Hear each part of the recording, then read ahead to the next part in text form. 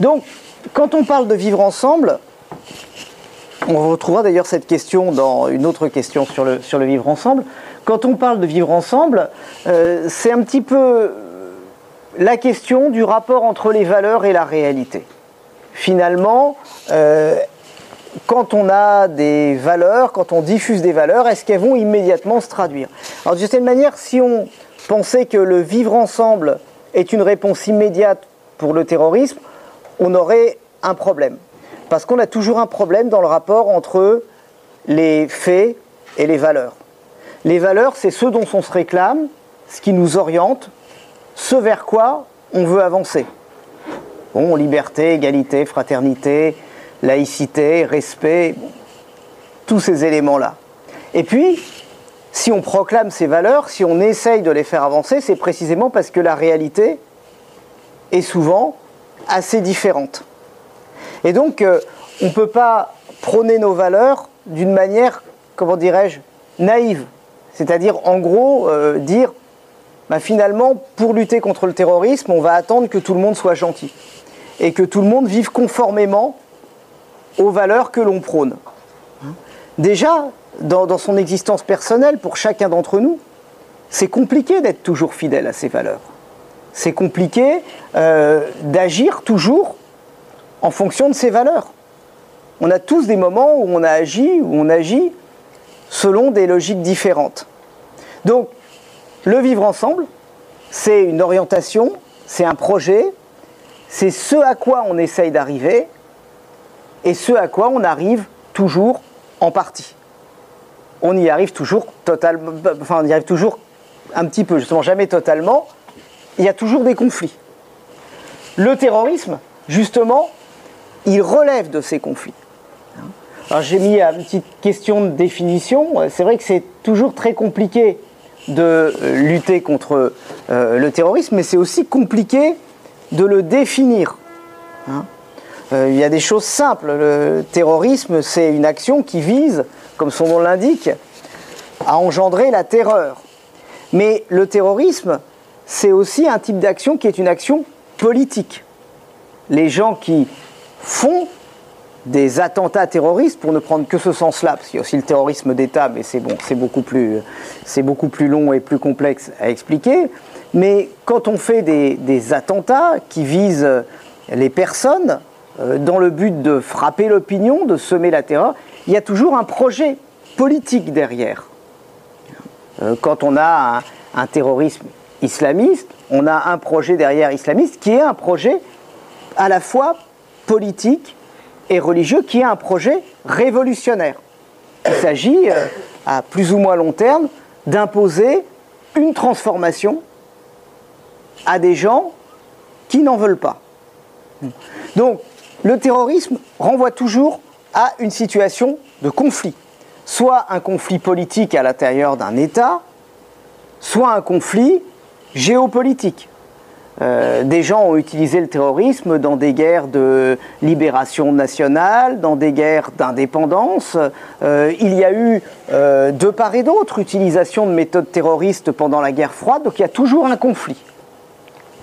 Évidemment, quand il y a un conflit, il y a souvent des raisons profondes pour ce conflit. Et le règlement des conflits, on le sait encore mieux quand on vit dans une Europe qui a mis des décennies à régler ces conflits et qui ne les a pas encore réglés totalement. Le règlement d'un conflit, c'est quelque chose de long. Donc je pense qu'il faut découpler, finalement, la réponse de long terme contre le terrorisme, c'est-à-dire essayer de faire progresser des valeurs en lesquelles on croit et qui sont des valeurs d'entraide, de partage, d'écoute, de respect. C'est un horizon lointain, on s'efforce, c'est pas évident qu'on y arrive, en tout cas tout de suite. C'est un long combat. Et puis il y a la réponse à la menace terroriste qui là relève de plusieurs choses. Ça peut relever de l'action militaire si elle est efficace, et on sait qu'elle ne l'est pas toujours. Ça peut relever de la diplomatie, ça peut relever de politiques de sécurité nationale, ça peut relever des services de renseignement. Par exemple, quand il y a eu la lutte contre Al-Qaïda, un des grands enjeux, de l'action, en particulier des États-Unis, c'était d'assécher les financements d'Al-Qaïda. Ça supposait du renseignement, ça supposait beaucoup de choses. Donc, il y a cette politique-là qui ne relève pas directement des valeurs, mais qui relève finalement de la sécurité nationale. Ces deux réponses, elles interrogent toutes les deux la République. C'est-à-dire, la vraie question qui est posée toujours aux citoyens, qui est posée aux gouvernants, c'est de se demander comment ils vont essayer de contrer efficacement le terrorisme, les attentats qui peuvent se préparer, savoir même quelle politique internationale ou nationale ils vont avoir pour empêcher, pour essayer de régler les conflits qui sont toujours à la racine du terrorisme. Et puis, en même temps, ils doivent agir conformément aux valeurs de la République et conformément au vivre ensemble. Et vous avez là une structure du débat qu'il y a toujours entre les gouvernants, entre les majorités et les oppositions, entre les différentes tendances des majorités et des oppositions. Comment est-ce qu'on arrive à faire tout ça à la fois ? Comment est-ce qu'on arrive à se comporter conformément aux valeurs républicaines, respect de la liberté, de l'égalité, etc. Et comment, en même temps, doit prendre parfois des mesures de sécurité ?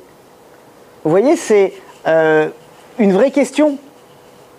Cette question, la première question, c'est une vraie question, parce que c'est une question qui n'est pas seulement une question auquel on aurait une réponse toute faite, mais c'est une question qui se pose aux gens qui doivent prendre des décisions. Quelle méthode on peut se permettre ou pas dans la lutte contre le terrorisme ? Est-ce qu'on peut se contenter de réaffirmer ses valeurs et négliger des aspects de sécurité ou des actions très concrètes contre le terrorisme ? Donc en fait, c'est une question qui n'est pas seulement une question, je dirais, entre guillemets, une question d'élève. C'est une vraie question qu'on rencontre, que tout le monde rencontre actuellement. Alors la deuxième question, évidemment, vous avez compris, la réponse est beaucoup plus simple. Le fait qu'un pays, qu'un État de droit affirme des valeurs, ça ne suffit pas, bien sûr, à le protéger de toutes les menaces. Ça n'est pas en soi une garantie, parce que les valeurs, c'est ce qu'on souhaite, ce qu'on veut faire avancer, ce qu'on essaye toujours plus de faire rentrer dans la réalité, mais ce n'est pas la même chose que la réalité. Et ça, c'est une question très très importante quand on fait de l'éducation à la citoyenneté. Ça serait, comment dirais-je, mal vous servir, ou ça vous serait inutile, voire nuisible, de vous faire croire que les valeurs de la République, elles sont totalement réalisées partout. Parce qu'à ce moment-là, il suffit de regarder autour de soi, on voit qu'il y a toujours des débats autour de la liberté, autour de l'égalité, la fraternité, on ne la rencontre pas forcément à tous les coins de rue, et on a vite fait d'en conclure que finalement, tout ça c'est du vent, des belles histoires. Je pense que c'est très très important d'avoir bien ça à l'esprit. On est à la fois une république qui cherche à affirmer des valeurs, comme le dit le Code de l'éducation, à faire partager aux élèves les valeurs de la République, et en même temps, on est une société qui est traversée de conflits. On est dans un monde qui est traversé de conflits. Et ces conflits peuvent prendre un tour violent. Et le terrorisme en est un aspect. Alors je ne sais pas si ça répond aux questions, en tout cas c'est une tentative de réponse, mais vous avez sans doute peut-être des questions qui seraient sur Twitter et que je pourrais voir, mais je n'en vois pas. Je n'en vois pas. Voilà, quelles actions... Bon, il évoquera, il a déjà évoqué. Donc, peut-être vous avez tout simplement des questions en direct, puisque vous êtes là, ou des réactions. Hein. Vous êtes terrorisé. Bon. De toute façon, on va revenir sur ces questions-là par les autres questions. Hein. Mais, vous voyez, moi je ne suis pas froid parce que je parle, mais vous allez vous endormir. Donc voilà. Alors il y a une question. Alors, sur les autres sites, y a-t-il des questions? Je vous regarde. On les a terrorisés aussi. Manifestez-vous, montrez-vous que vous n'êtes pas des diapositives. Bon, alors on va attendre la suivante. Bon, mais n'hésitez pas, je regarde à la fin de chacune de ces petits panneaux, je regarderai les questions Twitter et on fera des questions. Donc là aussi, je vous ai pris un petit peu, j'aurais dû vous le dire avant. Vous avez le temps de préparer vos questions. S'il y a des... Parce qu'effectivement, ça peut être un peu sec sur la fin. Là, ça va être plus court. Parce que c'est une question qui est liée à la précédente, que j'ai trouvée très belle. C'est vrai que c'était une très belle question. Le vivre ensemble peut-il être accepté dans le monde entier? C'est une belle question parce que on est tenté de répondre ironiquement au début, parce que la question elle a un côté très, très frais, quoi. Et dire, en tout cas, ça ne l'est pas. Est-ce que ça peut? Mais en fait, c'est une superbe question de philosophie de l'histoire. Une magnifique question de philosophie de l'histoire. Est-ce qu'on va arriver à un moment à une humanité réconciliée avec elle-même? Et c'est une belle question. Comment on construit finalement des espaces de paix? Parce que le vivre ensemble, au niveau international, ça serait ça. Des espaces de paix, le vivre ensemble, c'est la paix et c'est l'échange. Des espaces de paix et d'échange. Est-ce qu'à un moment donné, on arrivera à un monde pacifié où les différentes unités, quelles qu'elles soient, qui composent ce monde, arrivent à échanger? C'est une question qui est passionnante et ça dépend de l'échelle à laquelle on se la pose. Il y a des espaces de paix.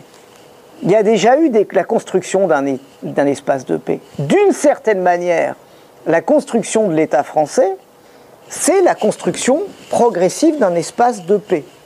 Je vais convoquer quelqu'un qu'on ne s'attendrait pas à voir sur le terrorisme.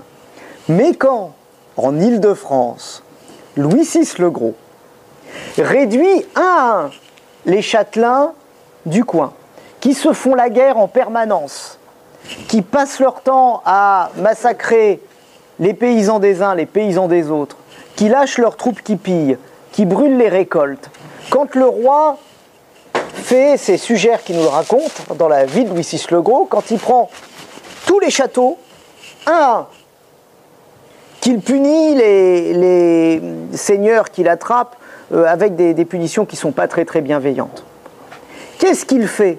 Il construit progressivement un espace de paix. D'une certaine manière, l'autorité publique, c'est une de ses missions, de créer des espaces de paix. Vous voyez tout de suite que la paix n'est jamais totale. Elle n'est jamais totale parce que des nouveaux conflits, il en est tout le temps. Il y a tout le temps des nouveaux enjeux, il y a tout le temps des nouveaux conflits. J'aurais tendance à vous dire, même si c'est un peu facile, parce que les gens sont les gens. Une fois qu'on a créé un espace de paix, il faut le maintenir. Il faut arriver à encadrer les conflits. L'état de droit, c'est ça. L'État déjà, c'est ça. L'état de droit, encore plus. On essaye de réguler les conflits. Bon, il y a une vraie question, donc, qui est celle du rôle de l'État. Et on l'a senti au moment des attentats terroristes. Du fait important qu'il y ait un État. Le changement de regard qu'il y avait eu alors, par exemple, sur la police, ça relevait aussi de cela. Que finalement, maintenir une forme de paix civile, ça n'allait pas de soi. Ça ne se faisait pas tout seul. Ça ne se fait pas tout seul. Alors, la vraie question, elle porte sur le monde entier. C'est une question qu'on se pose depuis au moins le XVIIIe siècle. Je dis au moins parce que souvent, quand on dit ça a commencé à ce moment-là, on peut retrouver des choses avant. Il y a par exemple, peut-être certains d'entre vous le verront ou l'ont peut-être vu en philosophie, c'est une question que se posait Kant à la fin du XVIIIe siècle. Il disait, est-ce que finalement, les royaumes arrivent à peu près à civiliser les gens, mais entre eux, les États sont dans l'état de nature. Ils n'admettent pas de règles communes. Et il se posait la question, est-ce qu'il est possible qu'à un moment, tous ces États construisent des règles communes? Est-ce qu'il est possible, à partir de tous ces États, de construire un ordre international? C'est une question qui revient régulièrement. Ça a été, à un moment donné, un des espoirs d'après la fin de la guerre froide. C'est-à-dire finalement, l'ONU va pouvoir fonctionner de façon moins conflictuelle maintenant qu'il n'y a plus les États-Unis et l'Union soviétique qui s'affrontent tout le temps. Est-ce qu'à partir de l'ONU, on peut construire un ordre stable? C'est un des moteurs de la construction européenne, d'arriver à construire un ordre stable. Alors, le problème, c'est qu'effectivement, jusqu'à présent, on ne peut pas dire que ça a été une marche triomphale vers un ordre stable. Mais l'histoire, elle avance comme ça. Elle avance par petits cailloux. Elle avance parce qu'à un moment donné, des gens essayent, et puis ça marche ou ça ne marche pas, réessayent. Donc, il y a une vraie question, et derrière, il y a une vraie question qu'on retrouve aussi dans les programmes de géographie, mais qui est aussi évoquée en histoire, qui est la question de la mondialisation. On circule de plus en plus, on échange de plus en plus, on communique de plus en plus. Est-ce que tout ça ne va pas nous permettre d'avancer vers ce qu'on appelait, il y a une quinzaine d'années, le fameux village global?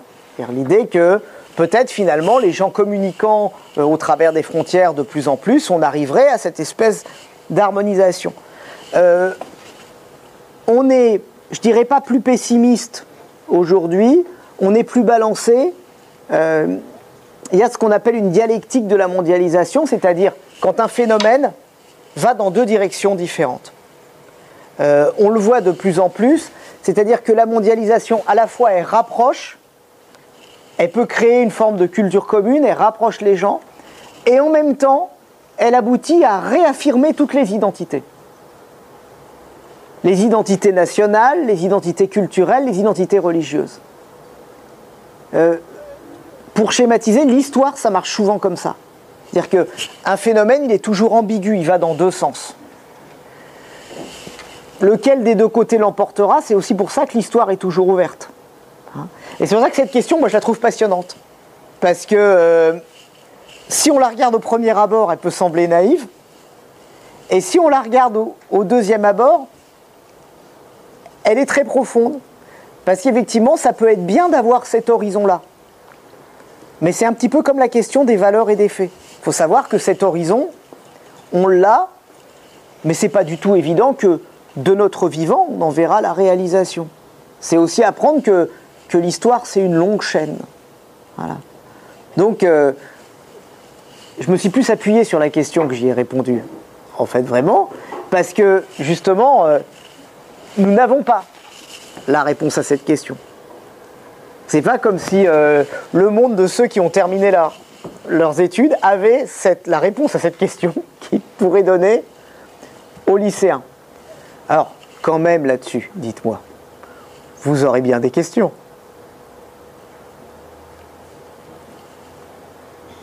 Ou des convictions. Oui. On dit souvent aussi que la conflictualité sociale, c'est un moteur aussi de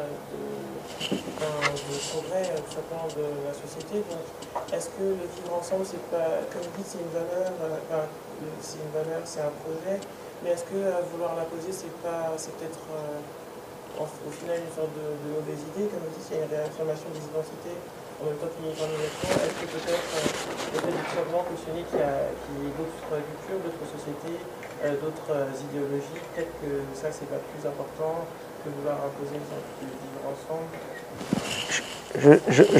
Je suis... Enfin, c'est pas mon rôle, mais je suis tout à fait d'accord avec vous. Non, mais je trouve que ce que vous dites est très intelligent. Le vivre ensemble, ça suppose que les gens soient différents. Voilà. On ne se pose même pas la question du vivre ensemble si on pense tous pareil, si on est tous pareils, si on a tous la même culture, la même croyance, la même conviction. Et j'avoue qu'un vivre ensemble comme ça ne me semble pas tentant, et à la limite, les seules fois où on a essayé de réaliser un vivre ensemble comme ça, c'était dans les régimes totalitaires. C'est-à-dire, voilà, on va commencer par faire que vous pensiez tous la même chose, et comme ça, le problème sera résolu. Là, on n'aura pas de conflit à gérer, puisqu'effectivement, on sera tous décérébrés, ça sera parfait. Donc, c'est effectivement une vraie question. Peut-être que la dialectique de la mondialisation, ça amène à chercher justement une forme d'équilibre. Et c'est ça qui est le plus dur à trouver. Par essence, un équilibre, un point d'équilibre, c'est instable. on est toujours un peu dans un sens, on n'en finit pas de corriger. Mais oui, je crois que vous avez tout à fait profondément raison. C'est-à-dire que il ne faudrait pas, et ce n'est pas du tout l'esprit de l'enseignement moral et civique, ce n'est pas du tout l'esprit du parcours citoyen, que de dire, finalement, on cherche à faire rentrer tout le monde dans un moule qui sera absolument le même, parce que la diversité des cultures, des approches, c'est une richesse. La vraie question, c'est celle du point d'équilibre. C'est le vivre ensemble, c'est ça. Quel est le seuil commun, le seuil de commun qui nous permet d'être divers sans nous taper dessus et en nous respectant? C'est ça la vraie question. Mais effectivement, quand je dis dialectique de la mondialisation, c'est pas, il y a un bon truc, c'est que on se rapproche, et une mauvaise chose, c'est qu'on s'éloigne. Ça peut être aussi l'occasion de redécouvrir. Quand on redécouvre une culture régionale, par exemple, ou quand un pays approfondit son patrimoine, sa culture, c'est une richesse. Et c'est pas une richesse que pour lui. C'est aussi une richesse pour les autres. C'est pour ça que dans cette notion de vivre ensemble, qui est très floue, qui est un peu la notion passe-partout, mais si on essaye un peu de la clarifier, il y a vraiment cette idée d'échange. Et pour qu'il y ait des échanges, il faut qu'on ait quelque chose à échanger. Des gens qui pensent absolument pareil, ils n'ont pas besoin d'échanger. Ils n'ont pas besoin de se parler. Donc je trouve que votre question est vraiment... vous êtes complètement sur le sujet et sur cette question-là. Alors y a-t-il cette fois des questions Twitter? Ah, alors là, tiens, j'ai mes questions sur le point précédent. Ben, on va les prendre parce que c'est des questions sur le voilà, il y a deux questions. J'ai pris l'habitude de regrouper vos questions, donc c'est pas seulement de la mauvaise foi. La violence est donc la seule réponse face au terrorisme? Non, je n'ai pas dit ça. Je me défendrai jusqu'au bout. Non, la violence n'est pas la seule réponse face au terrorisme. Ce que je voulais dire, c'est qu'il y a des réponses de long terme qui sont effectivement d'essayer de régler les conflits. Il est certain que tout le travail qu'essayent de faire les uns et les autres pour essayer de voir, par exemple, un futur pour la Syrie, pour l'Irak, c'est fondamental quand on sait que tous ces conflits-là sont devenus des conflits qui sont générateurs ou amplificateurs de terrorisme, mais on sait que ces questions-là, elles sont très longues. Elles sont très très longues.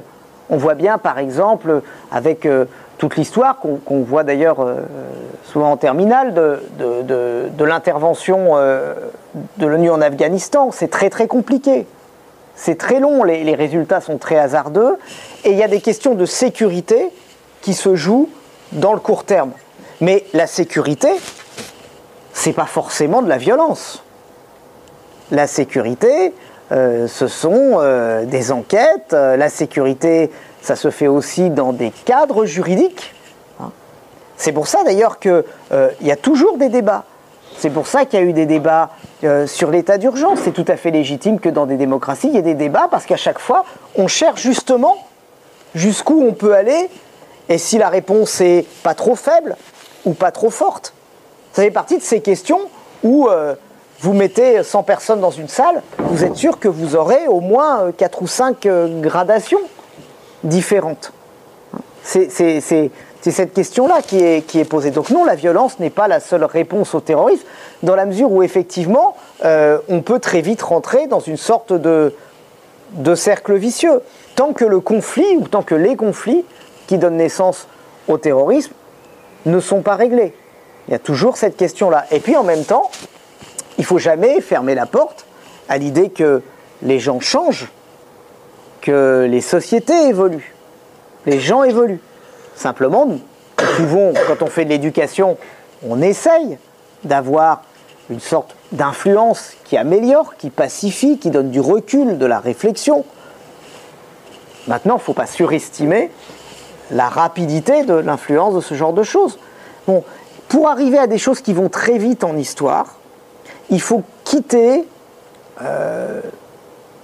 le temps de notre vie personnelle.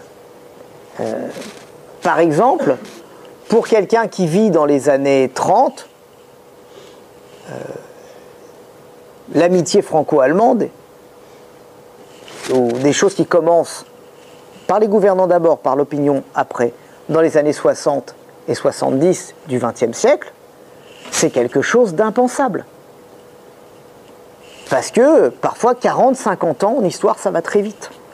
Donc c'est surtout une distinction court terme, long terme. Bon, alors, la suite du plan Vigipirate, là je ne pourrais pas répondre, je vous le dis tout de suite, par défaut d'informations et de compétences, et d'informations autres que celles qu'on peut trouver dans les médias. Voilà, donc celle-là je ne pourrais pas. Alors effectivement, vous voyez qu'il y a une intervention qui va tout à fait dans le sens de votre question. Le vivre ensemble suppose que les gens sont différents. Et qu'effectivement, voilà. Ah non, d'ailleurs, non, même pas. C'est malheureusement la restitution de votre question. Il me semblait qu'il y avait une autre question. Bon, tant pis. Bon, c'est vrai, elle a disparu. Et vous avez des questions dans la salle, d'autres? Et puis il y a aussi les gens qui sont en duplex. Oui? En fait, c'est une question. Ah bah, on y va tout de suite. Je réponds à ces questions et on part au lycée Louan. Voilà. Si ça rejoint ces différences, j'ai l'impression qu'aujourd'hui, il y a une vérité, enfin, quelque chose qui est à peu près partout. C'est il faut faire attention, il ne faut pas trop aller vers l'autre. Et comment est-ce qu'il peut y avoir un échange dans des conditions où on se dit l'autre est suspect, mais tout, à l'image du vigilance ensemble.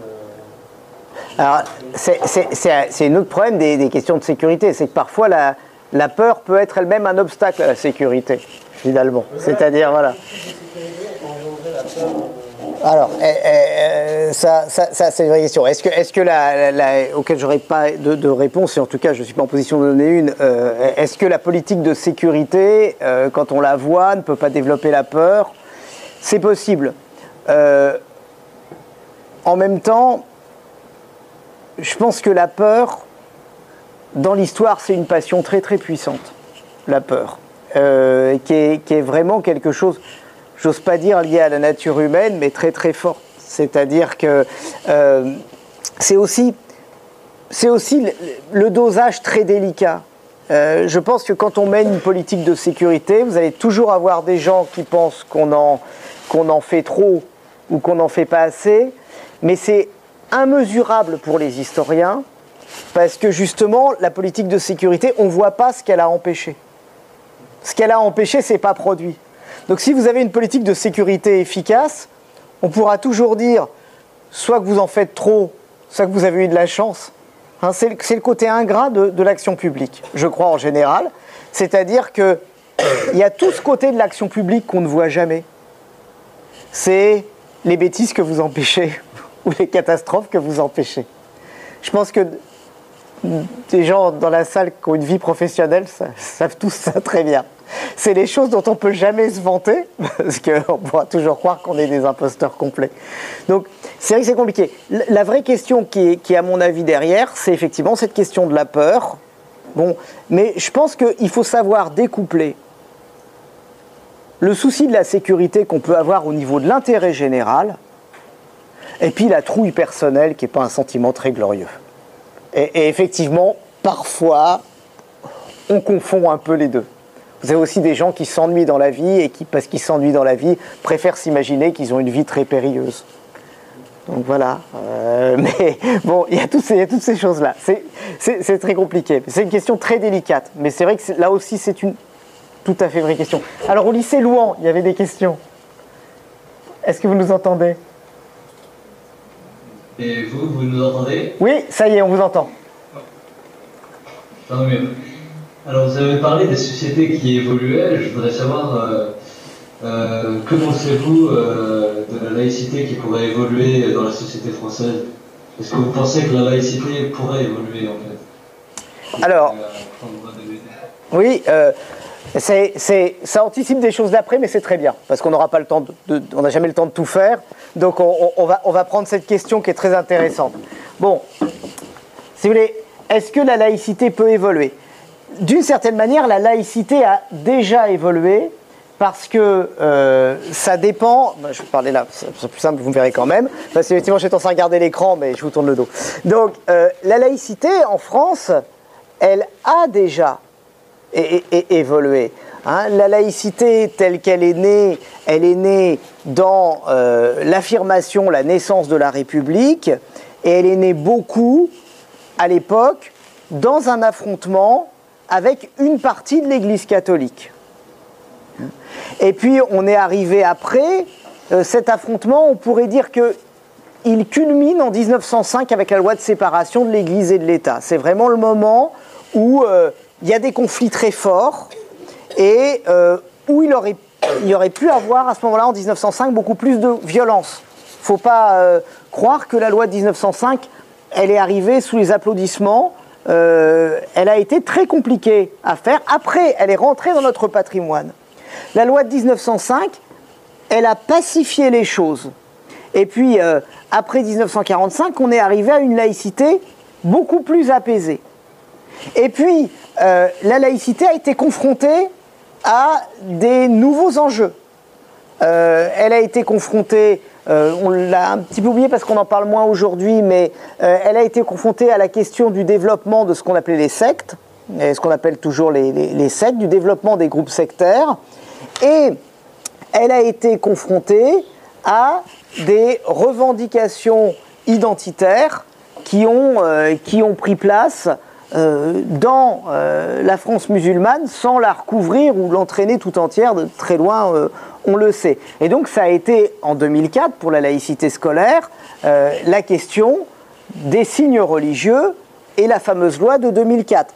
La loi de 2004, ça a ajouté quelque chose. Donc la laïcité, c'est avant tout un projet qui tient à ce que vous appeliez tout à l'heure le vivre ensemble, c'est-à-dire de trouver les bases autour desquelles peuvent se rassembler des gens qui ont, sur la religion ou en matière de religion, des idées complètement différentes. C'est une laïcité qui va rencontrer probablement par la suite d'autres défis. Et donc, il est tout à fait possible que votre génération ait à faire des choses nouvelles à un moment en matière de laïcité. Ça peut être tout à fait possible. Donc on ne peut jamais dire qu'une chose est fixée pour l'éternité et qu'elle ne peut pas bouger, parce que la laïcité, elle a déjà évolué, elle continuera à évoluer. Si vous voulez, la laïcité maintenant en France, c'est une tradition, et une tradition vue par les historiens, c'est quelque chose qui bouge. C'est quelque chose à propos de quoi il y a des débats, c'est quelque chose qui bouge, et en même temps qui a un cœur, qui est une sorte de cœur de fidélité. Pour la laïcité, c'est effectivement ce projet-là. Donc, on ne peut pas dire non, il n'y aura pas de nouvelles lois laïques, non, jamais les lois sur la laïcité ne pourront être amendées. On n'en sait absolument rien. D'ailleurs, il y a eu, c'est moins fort maintenant, mais il y a en 2005, au moment où il y a eu le centenaire de la loi de 1905, il y a eu des grands débats. Est-ce qu'il faut ou pas réécrire la loi de 1905 ? Est-ce que finalement on ne devrait pas forcément complètement la réécrire, l'aménager ? Majoritairement à ce moment-là, les gouvernants, et d'ailleurs c'était l'avis majoritaire des Français aussi dans le sondage, ont choisi de ne pas toucher à cette loi en disant finalement c'est une formule de compromis qui tient bien et il faut la garder. Mais il faut bien mesurer que la laïcité, ce n'est pas quelque chose de figé ou d'intemporel.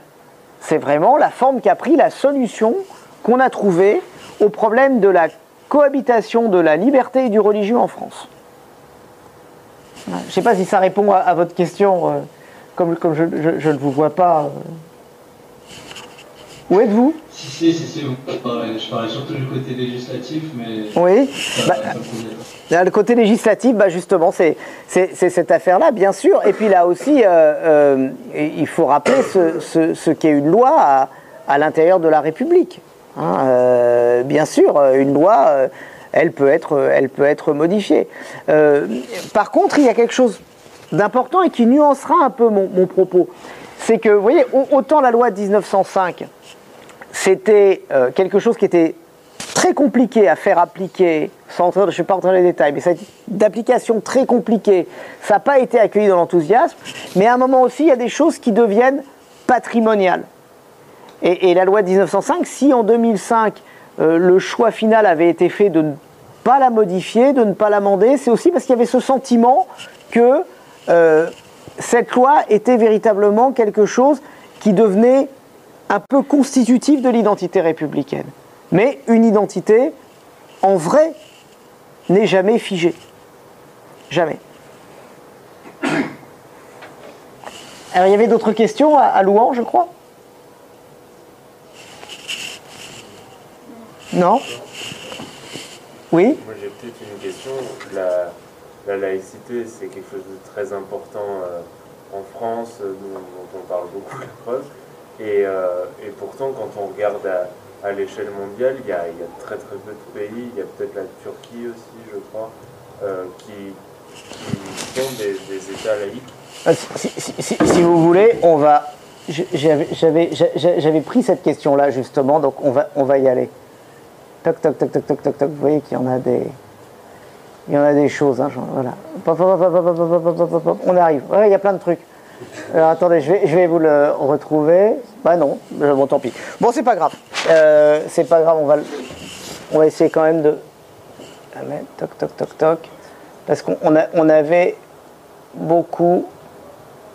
Là, ça, elle était là. Voilà, la laïcité n'existe-t-elle qu'en France? Mais elle est revenue après. Bon, vous savez que le mot laïcité, c'est intraduisible par exemple en allemand. Et même pour l'exprimer en anglais, c'est très compliqué. On parle de sécularisme, mais c'est compliqué. En fait, la laïcité, elle n'est pas non plus totalement isolée. C'est la déclinaison française d'un processus qui existe dans toute une partie du monde, qui s'appelle la sécularisation. La sécularisation, c'est pas la... Vous savez, autrefois, on disait d'où vient ce terme. Autrefois, on disait, il y avait le siècle et il y avait l'Église. Le siècle était ce qui était hors de l'Église. Séculariser, par exemple, un bien ecclésiastique, c'était quand c'était un bien ecclésiastique et qu'on le vendait à un laïc. Et puis, au 19e, on a commencé à employer ce terme dans un sens plus large. Alors, la sécularisation, qu'est-ce que ça veut dire? Ça veut dire que le statut de la religion change. Ça veut dire que la religion, c'est plus une référence dans tous les domaines de la vie sociale. Et que le politique, la science, l'organisation de la société tendent à s'émanciper de la religion. Ça ne veut pas dire que la religion disparaît, ça veut dire que la religion, elle est plus dans un domaine particulier. Bon, ce mouvement-là, il est assez général, même s'il est jamais total, dans les sociétés développées. Bon, ça c'est la sécularisation. Parfois, cette sécularisation, elle se fait avec certains traits qui rappellent la laïcité française. Par exemple, la séparation de l'Église et de l'État. Mais il y a des pays où elle est récente. Il y a une dizaine d'années qu'en Suède, l'Église luthérienne et l'État sont séparés. Pourtant, quand on allait en Suède, c'est une société très sécularisée. Donc parfois ça se fait comme chez nous, parfois de manière différente. Quelle est la particularité donc dans ce cas-là de la laïcité française? C'est qu'elle est très liée finalement au projet républicain des années 1880, qu'elle est très liée au projet d'unir le pays autour des valeurs de 1789, qui est très fort dans la République française.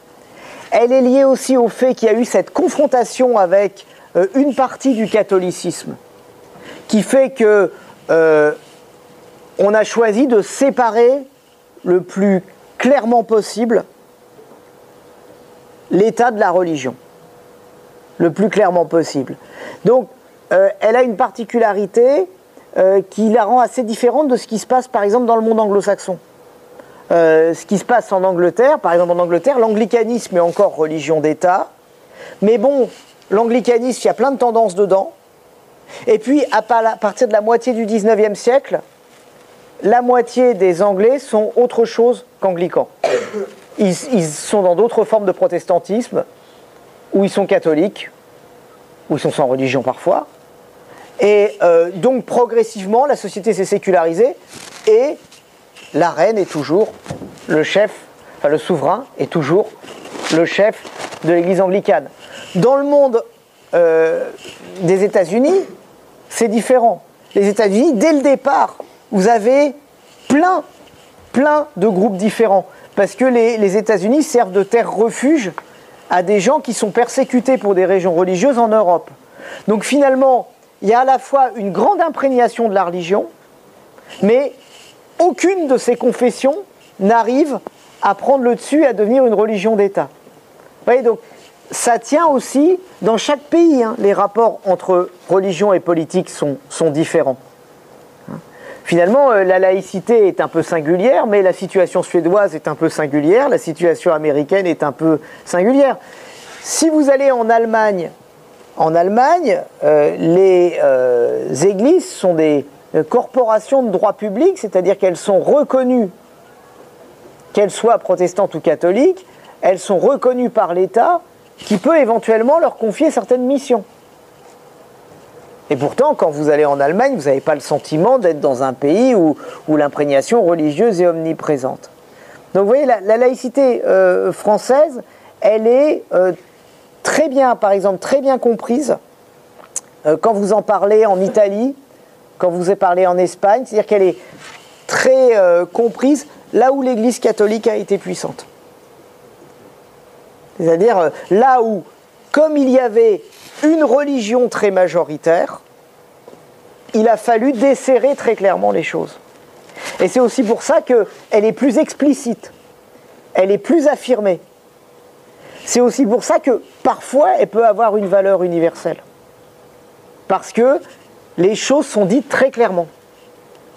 Vous voyez, c'est un petit peu comme la Déclaration des droits de l'homme et du citoyen. Tout ce qui est dedans n'est pas nouveau. Mais c'est dit de façon très claire. Et c'est dit d'une façon qui se veut universelle, et ça lui donne une influence certaine. Voilà. Donc, la laïcité, c'est aussi le fruit de l'histoire française. Donc, il y a des traits nationaux très forts, et c'est en même temps une réponse à un problème qui est un problème universel. Et là, je ne peux pas vous donner une réponse plus simple que ça, j'aimerais bien, mais c'est ce chemin très particulier. D'autres questions?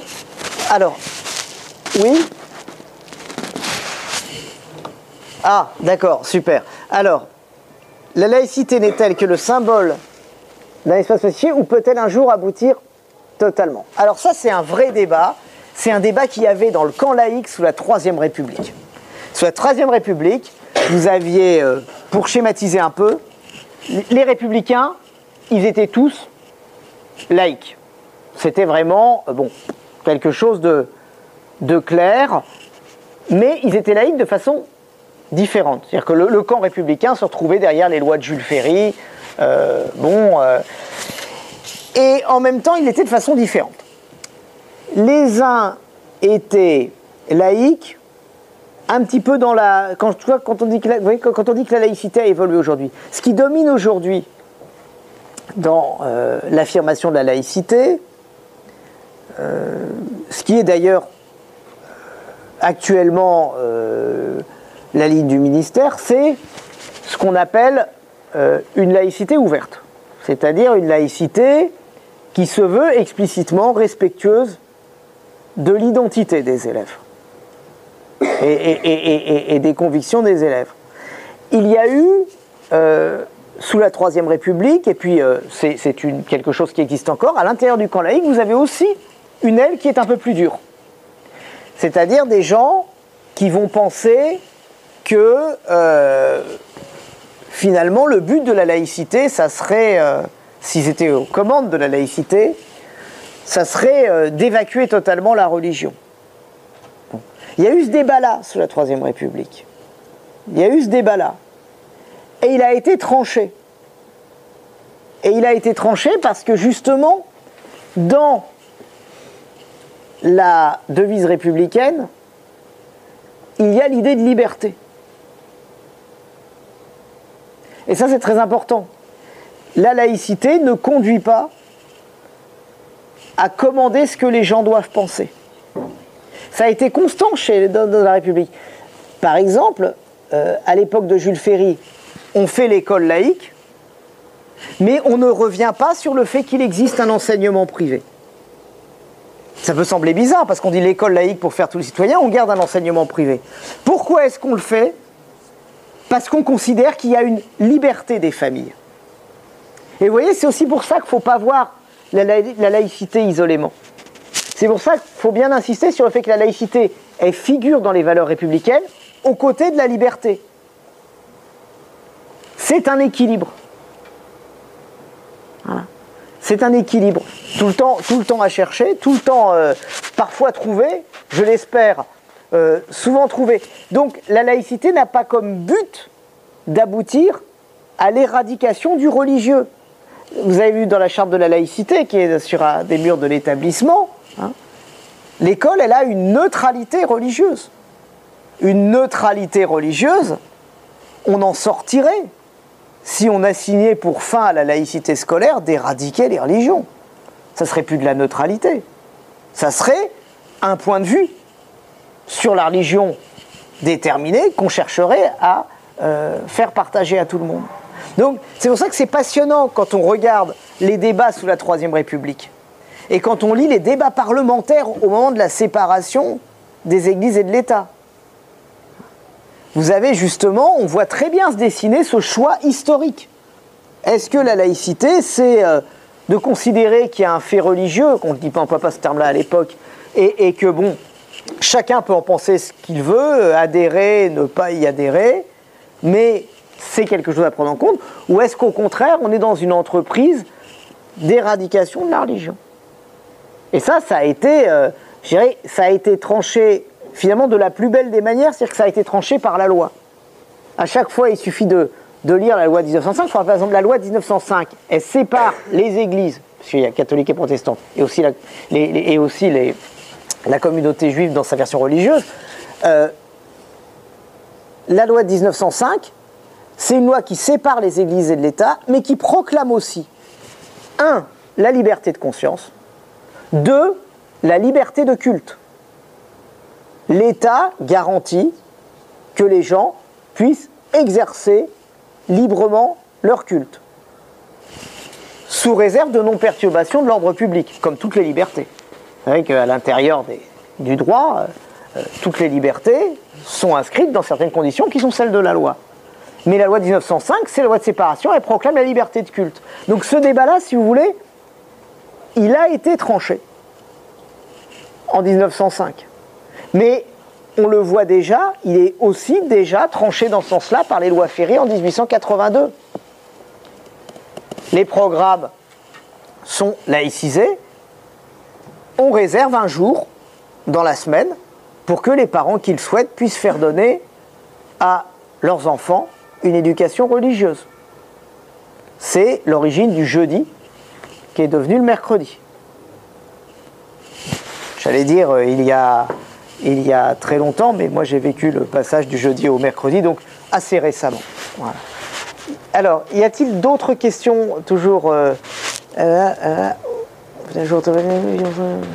Alors, le vivre ensemble, là on revient au vivre ensemble. Ça c'est très bien. Alors, afin d'aspirer au vivre ensemble, elles sont bien vos questions. Elles sont bien vos questions. Donc, effectivement, est-ce qu'il ne faudrait pas revoir la définition du débat public? Qu'ils sont mignons. Bon, on va. Vous êtes des piégeux. Mais non, mais c'est très intéressant. Parce que justement, c'est tout le côté. Je vous parlais des faits et des valeurs. Voilà. C'est vraiment toujours la question. Le vivre ensemble n'est pas explicitement une valeur de la République, pas dans la liste des valeurs de la République, mais il est bien sûr à l'arrière-plan. On l'aura compris. Bon. Maintenant, il y a les faits, il y a les valeurs. Comment on organise le débat? Alors, ça peut être vu de deux manières. Le débat public, ça peut être le débat dans les institutions. Bon. Le débat dans les institutions, ces institutions obéissent à certaines règles de la délibération. Il n'y a pas réellement de problème. Maintenant, le débat public, est-ce que dedans, je ne sais pas si la personne qui a posé la question pourrait sortir de l'anonymat et le dire, est-ce que ce débat public inclut ce qui se dit sur les réseaux sociaux ou ce qui se dit sur Internet? Parce que là, c'est une autre question. C'est vrai que le vivre ensemble, il est mis à mal par la manière dont on débat, très souvent.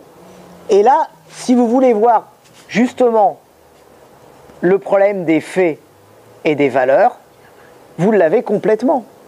C'est-à-dire que vous pouvez avoir des débats publics, y compris dans le cadre d'institutions, y compris dans le cadre du Parlement, qui sont d'une violence et d'un irrespect total. Donc, entre les faits et les valeurs, il y a l'exigence. Certainement. Il est certain que la manière dont on débat, nous devrions y faire attention. Mais tous, pas seulement les jeunes au lycée. Les adultes aussi. Donc, ok.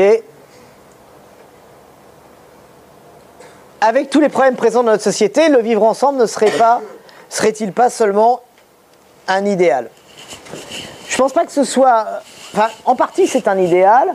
Je pense que le vivre ensemble global, où tout le monde s'aime, échange calmement sur toute la planète, sans jamais s'énerver, sans jamais se battre, je pense que là, on peut sans grand risque penser qu'on est, pour le coup, dans l'idéal. Une forme de royaume des cieux laïque, si on veut. Bon. En même temps, ce n'est pas tellement la question.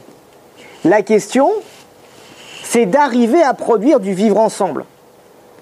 Quand dans une classe, on arrive à faire un débat où les gens échangent des points de vue différents, sans s'insulter, en se respectant, en s'écoutant, à cet endroit-là, on a fait du vivre ensemble. Quand dans la moindre commune, on arrive à se mettre d'accord au conseil municipal sur la manière dont on va, de la moindre communauté de communes plutôt maintenant, dont on va faire le tri des ordures et qu'on arrive à savoir combien de parts on va y dégager et que cette solution fait consensus ou au moins largement majoritaire, on crée du vivre ensemble. Il se crée tout le temps du vivre ensemble. Et il y a tout le temps des facteurs de conflit et de désordre. Ça ne sera peut-être pas toujours comme ça, mais c'est dans ce monde-là que nous vivons. C'est-à-dire que soit on crée du vivre ensemble, soit on crée du désordre. À chaque fois, on a le choix. On a le choix et on y arrive ou on n'y arrive pas. C'est pour ça que j'insiste tellement depuis le départ, ça peut vous sembler un peu schématique, mais c'est pour ça que j'insiste tout le temps sur les faits et les valeurs. Des valeurs, c'est ce qui essaye d'orienter notre action. Et les faits, c'est ce qui s'impose à nous. C'est le donner. Et on est toujours là-dedans. Donc, bien sûr, je crois que c'est, pour être très, très, très basique, c'est véritablement comme quand vous avez un projet dans la vie. Vous avez un projet, ça ne se réalise jamais exactement comme vous l'aviez pensé. C'est jamais tout ce que vous en aviez pensé. Et en général, si on arrive à faire à peu près 20% de ce qu'on voulait faire au départ, on est plutôt content. On a l'impression qu'on s'en est pas si mal sorti. Ben, la vie publique, c'est pareil. C'est pareil. Voilà, je pense que ça serait une mauvaise chose que de se préparer à un monde où il n'y ait plus de source de conflit. Parce qu'il y en aura, il en est toujours. Il en est toujours. C'est un petit peu comme les inégalités, qui sont quelque chose qui se renouvelle en permanence. Chaque fois qu'il y a une innovation, elle va générer de la richesse, elle va parfois créer de l'inégalité. Il faut savoir ce qu'on fait avec ça, comment on réagit face à ça. Vous voyez, on est plutôt sur un schéma, pour le vivre ensemble comme pour le reste, sur un schéma permanent défi-réponse. C'est ce qui fait que l'action publique peut s'avérer très décevante. C'est qu'on a l'impression qu'on est toujours en train de régler des problèmes. Qu'il n'y a jamais un moment où on dit, ça y est, il n'y a plus de problème. Je peux me reposer. Et en fait, Ça n'arrive jamais. En même temps, c'est ce qui empêche de s'endormir. C'est ce qui fait aussi que quand les gens qui ont la fibre de l'action publique, je ne dirais pas qu'ils aiment qu'il y ait des problèmes, mais ils prennent goût à régler des problèmes et à faire avancer les choses. Alors, avec tous les problèmes, donc, vivre ensemble, c'est pas seulement idéal. Donc, le débat public, je crois qu'on a... Toc, toc, toc, toc, toc. Alors, est-ce qu'on a d'autres questions là-dessus? Vous dites si vous voyez, vous qui voyez avec plus de recul que moi. Non? On va pouvoir passer à d'autres questions. Vous allez voir qu'il y a plein de questions. Donc, l'école de la République laisse-t-elle assez de place au débat au vu des programmes surchargés? Écoutez, elle essaye d'en faire. Elle essaye d'en faire de la place au débat. Quand il y a justement le temps de l'EMC, et doit être le plus possible, on le sait, c'est pas toujours évident à mettre en place, mais on le sait, doit être un temps de débat. Et donc, d'une certaine manière, l'institution, elle essaye de créer cet espace qui est pour le débat. On essaye aussi parfois de promouvoir le débat comme une pratique pédagogique. Ça peut aussi marcher. Certaines questions, pas toutes, jamais toutes, peuvent être abordées sous forme de débat préparé. Et en même temps, il faut savoir que pour qu'un débat marche bien, justement, et vous le savez, ceux d'entre vous qui en ont fait, il faut qu'il y ait aussi un temps de préparation. Donc, la question, je laisserai de côté la question de l'éventuelle surcharge des programmes, parce que je n'ai pas mandat pour me projeter là-dessus. Ah, il y a deux questions qui... maintenant, moi, je choisis. Hein, je peux aussi choisir un petit peu. Ah, voilà. Là, il y a trois questions qui me semblent un peu prioritaires. Si je les retrouve. Ah, une question qui me plaît beaucoup. Mais on va essayer de toutes les faire, hein, quand même, et puis on essaie de... les hommes politiques sont-ils vraiment toujours neutres dans les questions de religion? J'ai trouvé que c'était une question délicieuse parce que, justement, c'est pour le coup une vraie question d'éducation civique au sens traditionnel du terme. Bien sûr que non. Bien sûr que non. Les hommes politiques, bien sûr que non. On va dire que les gouvernants, c'est autre chose. La distinction peut sembler artificielle, mais elle ne l'est pas. Ceux qui ont préparé, qui sont ici, qui ont préparé les questions, ils ont rangé vos questions dans différentes cases. Et ils ont vu qu'il y avait plusieurs questions. On ne savait pas si on la mettait dans la première case, deuxième case, quatrième case. Elles auraient pu aller dans... Les domaines ne sont jamais totalement séparés dans la vraie vie. Nous, on essaye de clarifier les choses. Mais la religion, la politique, ce n'est pas des domaines qui sont séparés par des milliers de kilomètres. C'est des domaines qui se touchent et qui parfois s'interpénètrent. Donc, la religion peut être un enjeu politique. La laïcité peut être un enjeu politique. Ceux d'entre vous qui suivent les débats politiques savent que régulièrement, vous avez des gens qui vont pointer sur ces questions de laïcité en donnant leur version, en faisant un sujet de débat. Bon, d'autre part, les hommes et femmes politiques sont des gens. Ils ont eux aussi leurs convictions en la matière. Certains d'entre eux sont athées, agnostiques, d'autres sont catholiques, protestants, juifs, musulmans. Ils ont donc une personnalité. Et cette personnalité, elle peut colorer leur manière de voir les choses. Parce que toute notre culture se reflète dans certains de nos choix. Donc, en tant que personne, non. Par contre, quand ils exercent un mandat, oui. Et c'est pas la même chose. Pourquoi? Et en particulier quand ils sont au gouvernement ou quand ils sont maires. Ils sont tenus d'être neutres dans les questions de religion. Pourquoi? Par exemple parce que le maire représente l'État. Et le gouvernement, il y est tenu. Pourquoi? Parce que toutes ces actions s'exercent dans un cadre institutionnel et dans un cadre constitutionnel qui dit que l'État est laïque. Vous pouvez tout à fait essayer de faire passer une loi qui serait attentatoire à la laïcité, mais elle serait pas validée par le Conseil constitutionnel. Vous avez donc un état de droit qui enserre l'action gouvernementale comme l'action des collectivités locales et qui veille à ce que justement la puissance publique reste neutre en matière de religion. Et là, je ne parle pas des discours, je parle des actions. Donc, les hommes politiques, il y en a qui vont trouver des solutions. Alors, je vous ai dit l'exemple de Charles de Gaulle, parce que je l'ai vu cité dans une rencontre un peu comme celle-ci qui était faite au lycée Mariette à Boulogne. Le député maire de Boulogne était venu et les élèves lui avaient demandé est-ce que vous allez en tant que maire dans des cérémonies religieuses?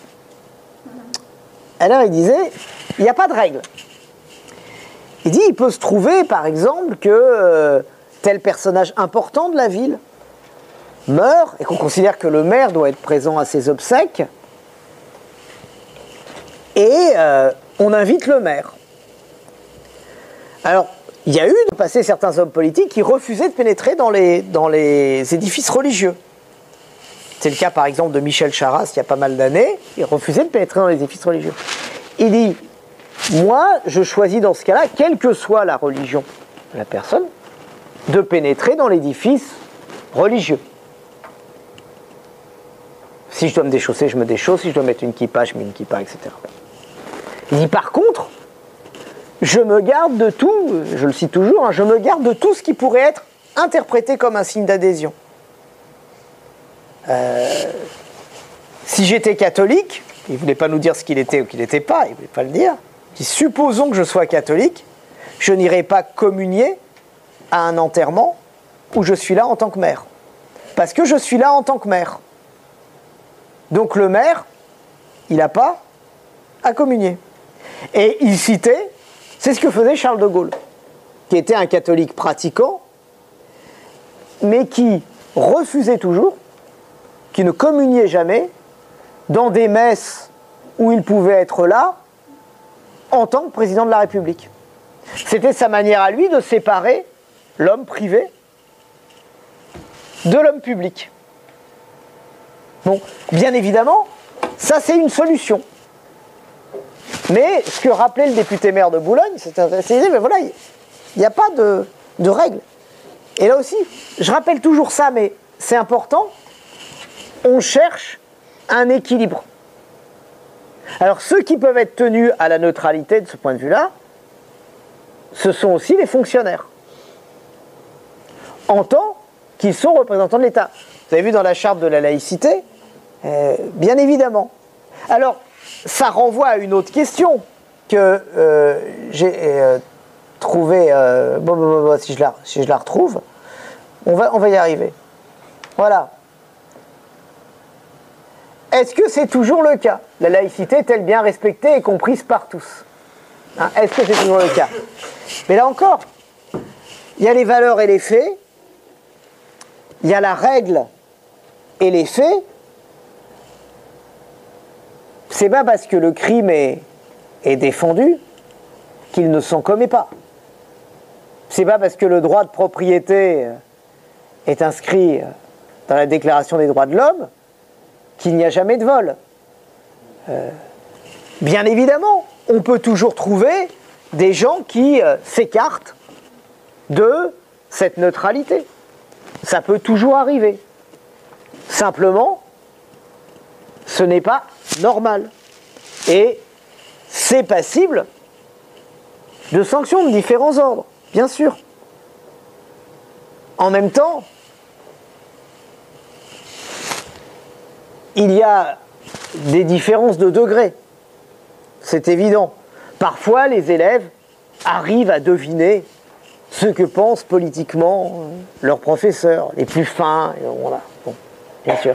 Mais c'est une exigence.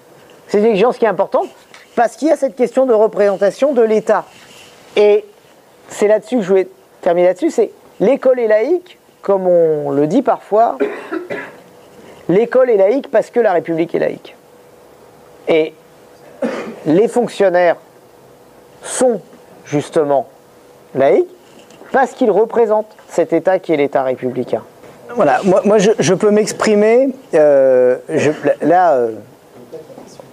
vais répéter la question. Est-ce que finalement, quand aujourd'hui on s'inquiète du communautarisme, est-ce que c'est pas le retour de la laïcité fermée, qui était une des composantes de la laïcité sous la Troisième République? Est-ce qu'on n'est pas en train de revenir vers ça, vers une laïcité de l'évacuation du religieux?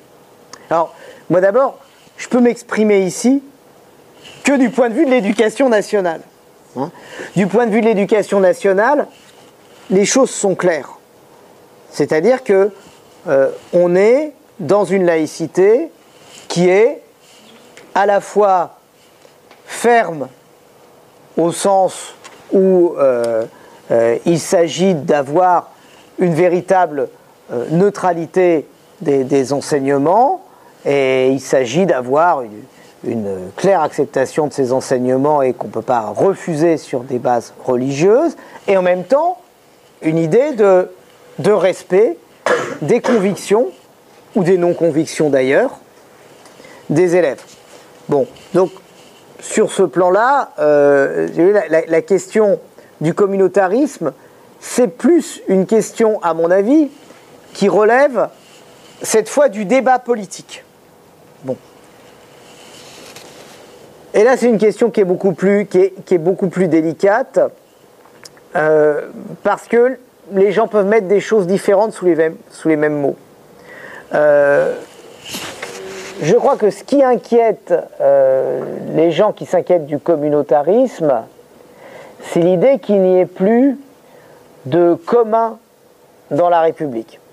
C'est-à-dire que véritablement, ce qui est un peu au cœur du projet républicain, c'est-à-dire la possibilité pour chacun de se déterminer librement, de ne pas être assigné à ses origines, à sa religion, mais d'être un citoyen de plein droit comme les autres, soit menacé par une espèce de clôture des différents milieux sur eux-mêmes. Donc là, je pense que c'est une question un petit peu différente. C'est particulièrement sensible en France parce qu'effectivement, nous avons ce projet républicain qui est d'essayer de tenir les deux bouts de la chaîne, c'est-à-dire d'unir la nation autour des valeurs de 89 et du pluralisme, tout en respectant la liberté et le pluralisme des gens. C'est pour ça que c'est compliqué le projet républicain. C'est un formidable défi.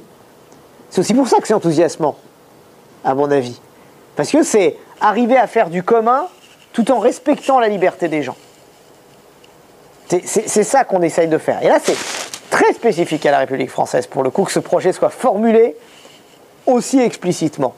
Donc effectivement, ce projet-là est incompatible avec une forme de communautarisme, c'est-à-dire l'idée que le seul groupe de référence d'un individu soit sa communauté d'origine ou sa communauté religieuse. Ça, c'est incompatible. Alors après, c'est des termes qui sont très très instrumentalisés. De même que vous avez des gens qui vont dire qu'ils veulent défendre la laïcité juste parce qu'ils sont animés par une haine très forte envers la communauté musulmane. Vous allez avoir des gens qui vont voir du communautarisme partout. Là, tout ça, si vous voulez, c'est pas véritablement les sujets dans lesquels nous, ici, ça serait intéressant de rentrer. Mais effectivement, cette question du communautarisme, ce qu'on appelle le communautarisme, elle est particulièrement sensible en France à cause de ça. Parce qu'il y a justement cette espèce d'équilibre du projet républicain, d'équilibre toujours à trouver. Et qui, à mon avis, alors là, ça sera un point de vue d'historien, à mon avis, est toujours un équilibre instable, toujours remis en question. J'essaie toujours de faire les deux.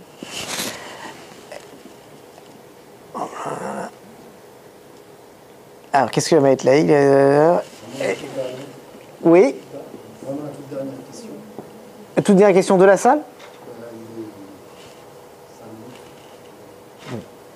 Ça monte. Alors, il y a des tas de questions qu'on n'a pas abordées. Moi, je voulais vous en dire un petit mot quand même. Parce que on va refaire des rencontres. Pas toujours avec moi, hein, rassurez-vous. On va refaire des rencontres et on va on va faire venir d'autres gens. Il y a énormément de questions qu'on n'a pas eu le temps d'aborder. Là, on a fait les questions sur laïcité, etc. Mais vous avez énormément de questions sur les religions, en général, sur leurs points communs, sur leurs différences, sur ce qu'elles sont ou ce qu'elles ne sont pas. Et ça, c'est, à mon avis, un des aspects très intéressants de l'enquête. C'est qu'en même temps, on voit bien que dans la demande sur la laïcité, il y a aussi une demande d'avoir un espace libre pour se faire une idée du religieux. Et donc, je pense que ça guide un peu ce qu'on pourra faire après. Voilà. Alors, s'il y a une dernière question, on la prend. À Nevers, à Louhans? Non, ils sont déjà partis. On va nous couper l'électricité. Bien. Écoutez, je vous remercie tous pour cette participation. Je n'ai pas pu répondre à tout ce que je voulais, mais on n'est qu'au début, on a des tas de trucs à faire. Merci beaucoup.